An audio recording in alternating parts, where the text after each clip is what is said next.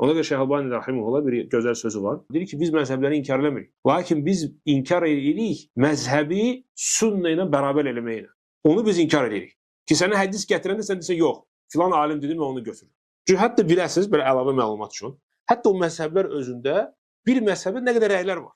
Fikirləşməyin ki, məsələn, Hənəfi məzhəbi oradan bir rəylərdir. Yox, məzhəbin içində nə qədər ixtilaflar var. Hələ Abu Hanifa'nın 2 dənə yaxın tələbələr olub, Abu Yusuf, Muhammed Hasan Şeybani. Onlar nə qədər şey var ki, onlar müxalif olub Abu Hanifa özünə.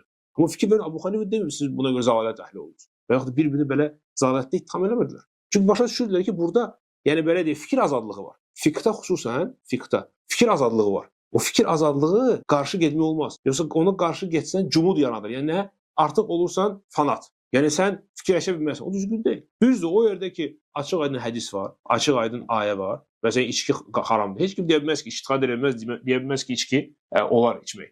Lakin belə məsələlər var ki, onlar məntiqlə ölçülür. Bir alim görürsən ki, burada bu hədisi oxşadır bu məsələni, yoxsa o alim o hədisi oxşadır məsələni. Bu məsələdə fikir azadlığı olmalıdır. Əsas odur ki, dəlillərin üzərində getsin insan, qaydalar üzərində getsin və burada heç bir problem yoxdur. Yəni belə məzhəblər öyrənmək və belə məzhəblərlə getmək.